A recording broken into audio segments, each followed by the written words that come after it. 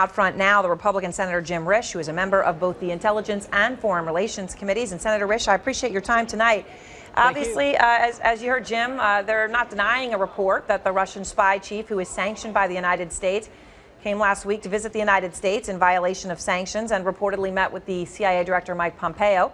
As a member of both Intelligence and Foreign Relations Committees, did you know about any such meeting?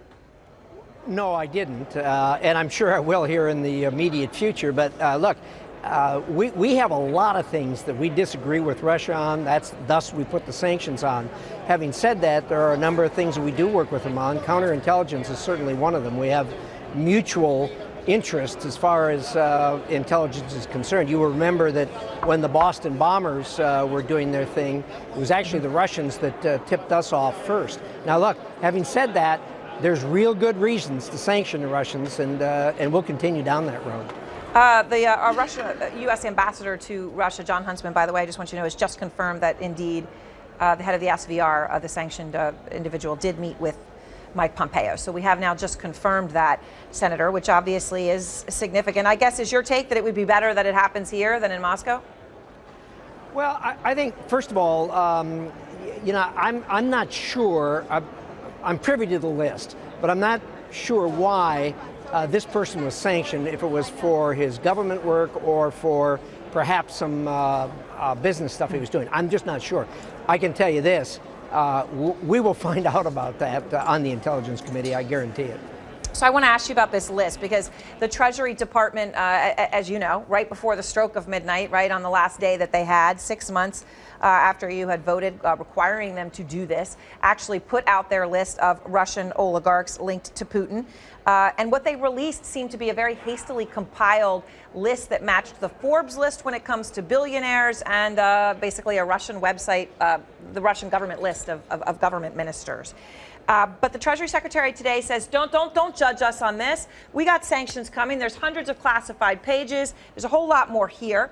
Have you seen that additional documentation, Senator, or have you been briefed on the classified portions of this? Yes. And what's your takeaway? Are you satisfied? Well, actually, I think I can't speak for everyone. I was satisfied. I think everyone else that I know, that I've talked to, is satisfied. Look, we did the sanctions for a very specific reason, and that was to put an economic squeeze on Russia. These sanctions have done that. We were briefed on a number of transactions that were halted because our State Department, through the Secretary of State, met with the countries that were going to do business with Russia, and the deals were scuttled because of the sanctions that we have on. So you're saying you don't think that there need to be more sanctions or any on these individuals that are listed? I wouldn't put it that way. I would put it this way. We have sanctions in place right now. They are actually working right now, according to the briefings that we had. Obviously, I can't talk about the details. It is classified. That doesn't mean this thing is over with. That doesn't mean, okay, this was done and that's it. We're going to watch this thing very closely. We're in an election year. Everyone is anticipating that the Russians are going to do what they did in the last election and in elections before that, and what they did in Germany and what they did in France. And if they do that again, you can assume that those sanctions are going to get tightened even more on the Russians. All right. And of course, I want to point out the CIA Director Mike Pompeo just yesterday in an interview with the BBC said, in fact, that there has been absolutely no downgrade or any change in the interference that they're doing as we head into the midterm elections. And on that note, the Russia investigation, Senator, CNN is reporting tonight that a source close to Trump said it is still possible that he fires the special counsel Bob Mueller. Earlier today, the majority leader, your colleague Mitch McConnell, said this about Mueller. I don't see any need to bring up legislation to protect someone who appears to need no protection. Are you confident he needs no protection, or would you support legislation to protect Bob Mueller?